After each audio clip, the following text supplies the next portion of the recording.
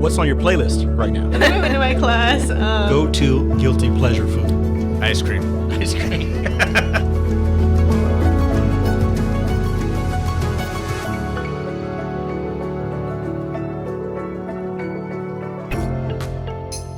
Hi, my name is Vanessa Errecarte. I teach several classes here at the UC Davis Graduate School of Management, including digital marketing and strategic branding, and I created the first 4-credit class in personal branding in the country several years ago.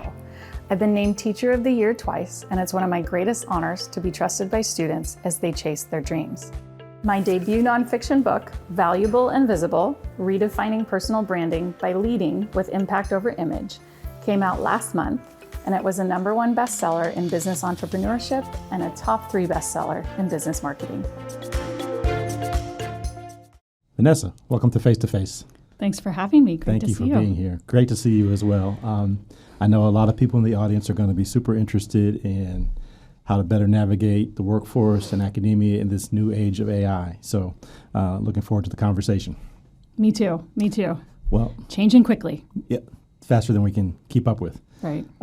First, I want to talk about you and your career path. Can you just tell us how your journey brought you to UC Davis? Sure. So I went here as an undergrad, and I loved this campus. I think it's very collaborative, wonderful people, love this area.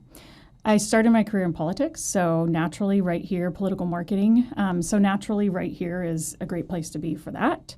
My first master's degree was right at University of Pacific, so I continued to remain just right here as I worked and did that. I realized that I wanted to start a consultancy probably about 10 years into my corporate marketing work, my political marketing work, and I went back to get my MBA to do so. I had been in a corporate leadership program through the UC Davis Extension, and an MBA instructor said, "You really belong in this MBA program." So I'm a double Aggie. So I went back to get my MBA as well, loved that, and then went on my merry way, starting my business. And I started growing the business, loving the business, but I also have always loved teaching. Around 2020, I got a call, would you teach digital marketing and some other courses at the Graduate School of Management? As you mentioned in your intro, you've been Teacher of the Year twice. That's really impressive in the Graduate School of Management. So how would you describe that style, your teaching style, and who's influenced your teaching style over the years? Great question. By the time you get to UC Davis and UC Davis Graduate School of Management, I mean, we're so lucky. We are surrounded by excellent humans, excellent students. And like I said, even in my own firm, I want to make people so good that I'm fired. And that's kind of the same with the students. I have these connections out in industry and this huge motivation kind of in the second half of my career to really help them get where they want to go. Because when you think back on your path, you remember you had like some key mentors. For sure. And that really set you on probably a path that maybe you didn't imagine. There were certain points that happens. And so for me, I'm just like, if I can do that for as many people as possible, that's my why, because I know how much in the past that's meant to me. And so for my teaching style, I really want to get to know my students as humans as well. And another thing I want to do is really set them up for exactly what I'm doing in industry. Like, what did I do today?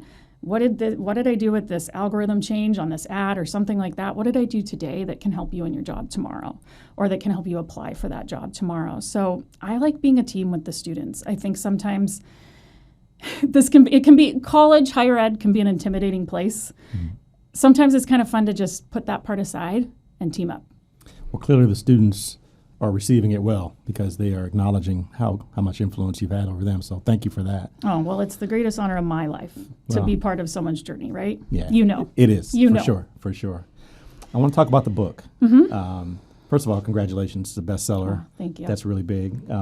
What influenced you to write a book, and talk about the process of writing the book? Like, how long did it take, and what did you have to do? Yeah, my students influenced me.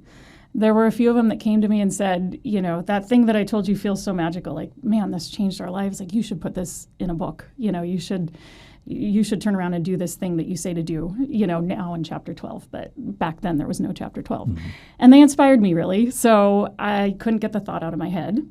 that maybe I could or should bring this to a wider audience. And that was right before AI was going to influence everything.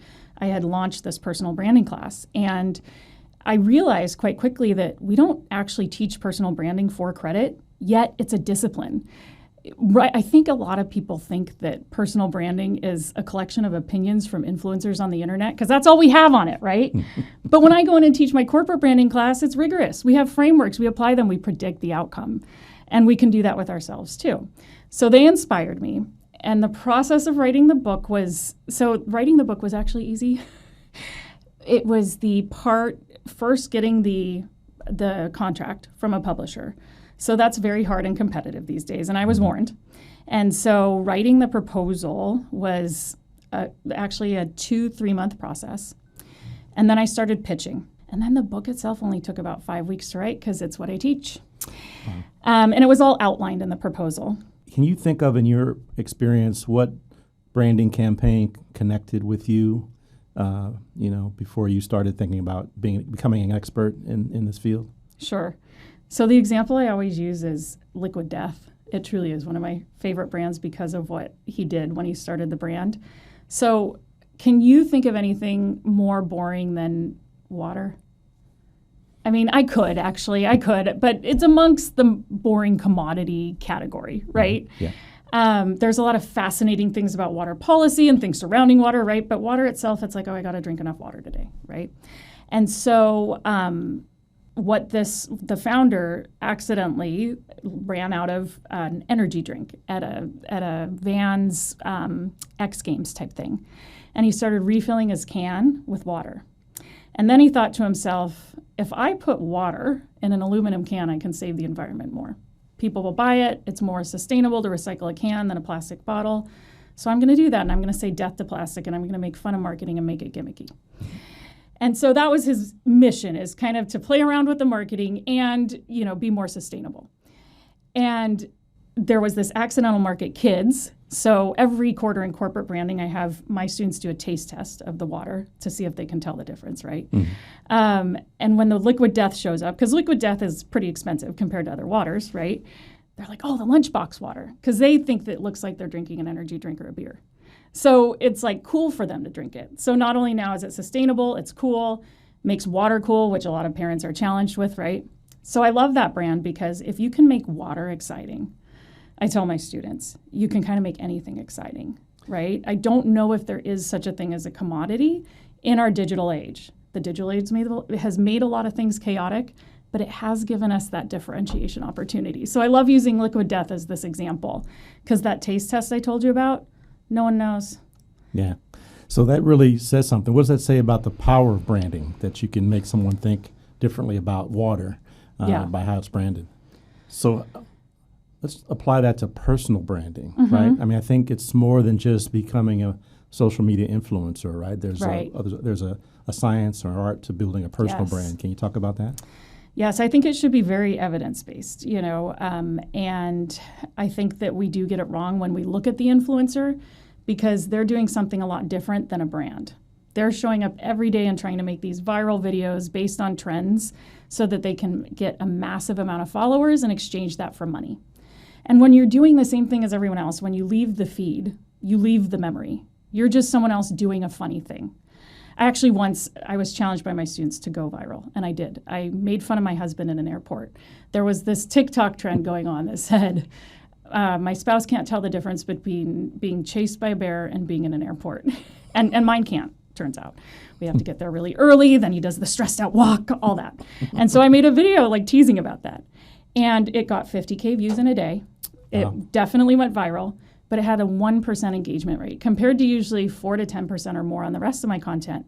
Do they really want to learn about marketing or personal branding on my feed, or do they just want to come laugh at my husband and my banter and come back for more of it the next day? But that's what we see, and it looks hard and it is hard. And so then taking it back to a personal brand is actually a brand is something that I think we really need to do, because that's what becomes memorable. Looking at the job market today, a lot of students are nervous about it. Yeah. How would you compare what we're seeing now to, say, 10 years ago? Yeah. I think things have flipped. So 10 years ago, a little after I started my business, it was like, you are stepping out and doing something not a lot of people do. You're becoming an entrepreneur. You're learning how to run a business, hire staff, do all the insurance stuff. And now I feel like being entrepreneurial is the norm. In fact, we know Gen Z is turning toward that, right? And that full-time corporate job may be that thing that you step into and it's like, whoa, they got that.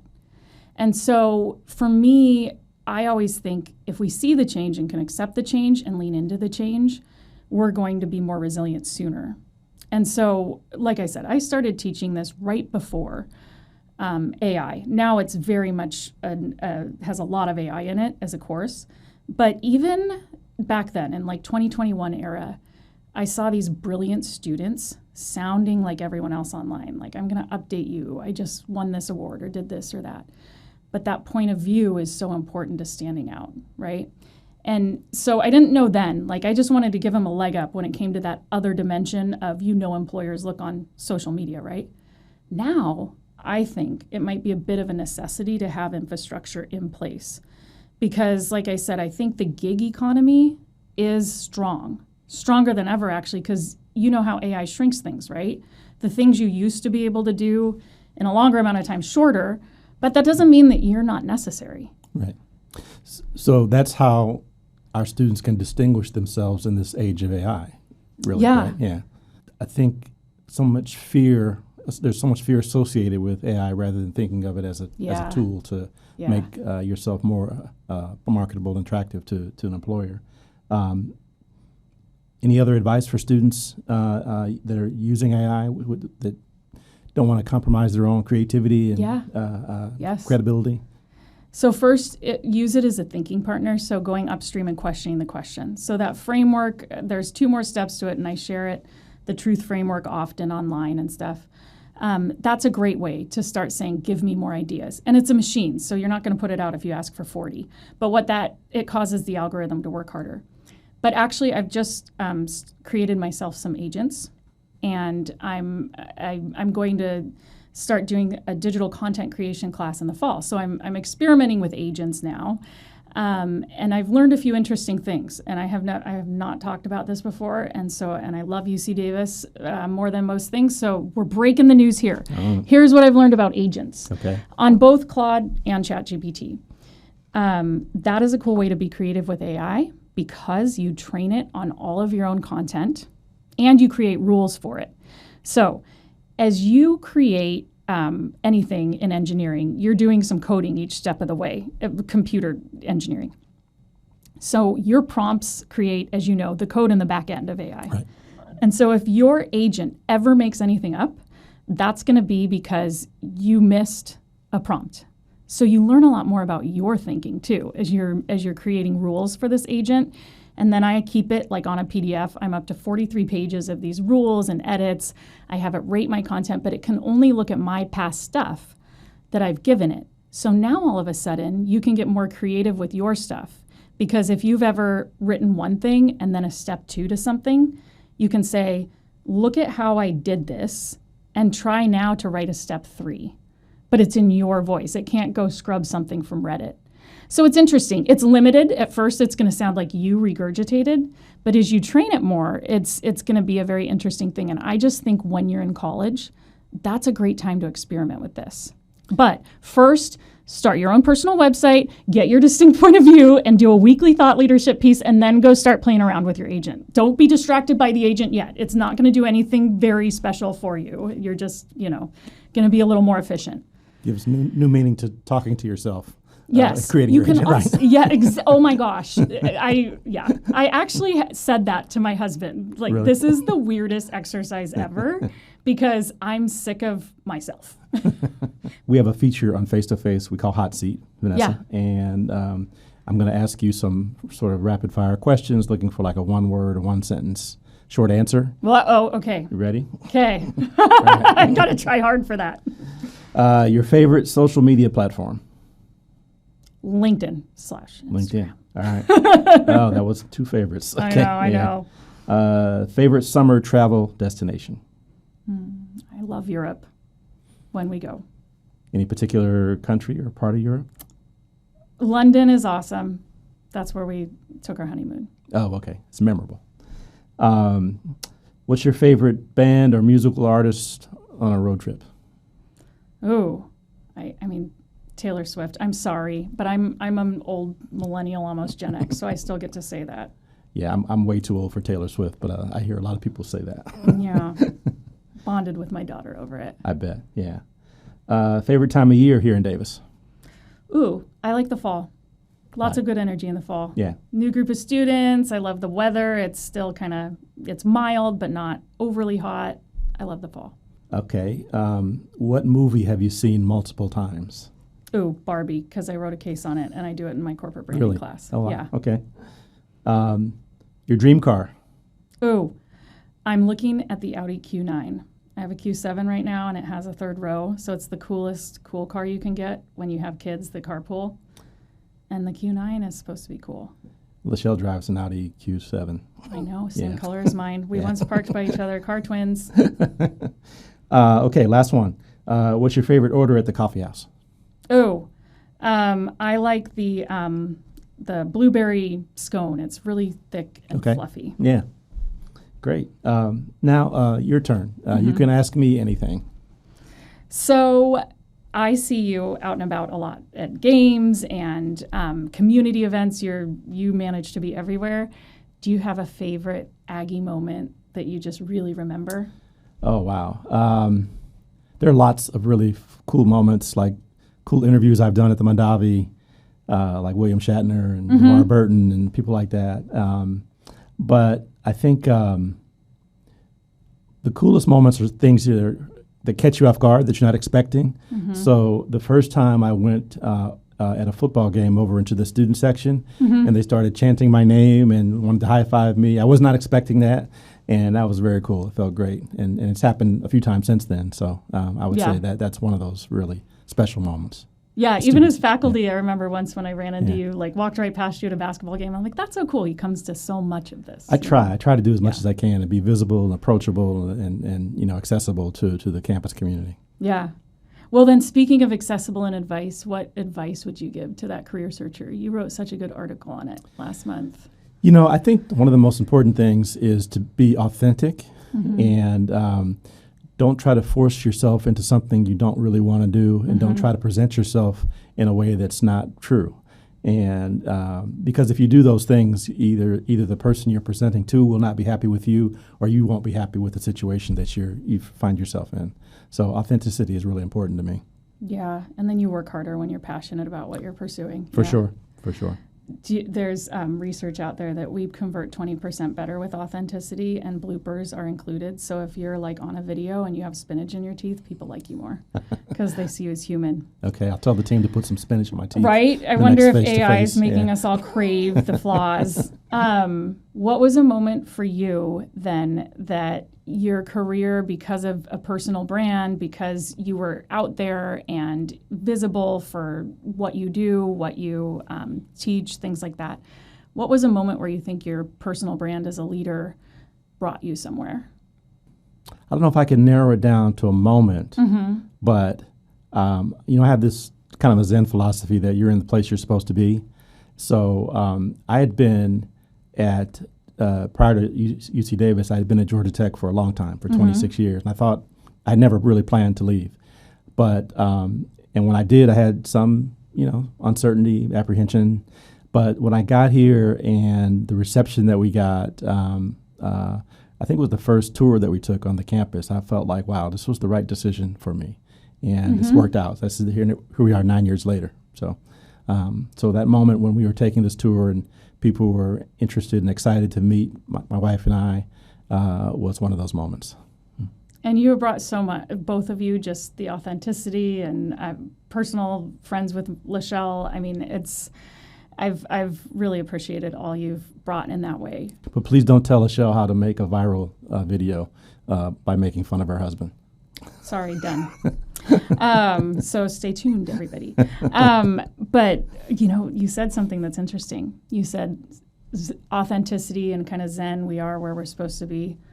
And when you're authentic and when you put your authenticity out there, it is interesting how you end up where you're supposed to be, huh? Yeah, I think those things are connected for sure. Yeah. You kind of get You're drawn. going to write the part 2 to the book. Yeah. There you go. I'll be happy to write another foreword for your next book. I love it, though. I do think that the more we are who we are, and that used to be something I think we're scared of, right? In business, we were always taught, look like and be like everyone else if you want to make it. Wear the blue suit and white shirt and, Yep. behave a certain way and you're going to be successful. But I don't think that's I don't think so accurate either. or valid. Well, Vanessa, thanks for a wonderful conversation. Really great talking with you. Thank you. Congratulations on the book. Thanks. And all your great teaching and things you're doing here for our UC Davis students and community. Well, Really likewise, appreciate you. thank you. Yeah. Thank you so much. And to you watching out there, thanks for joining us. We'll see you next month for Face to Face with Chancellor May.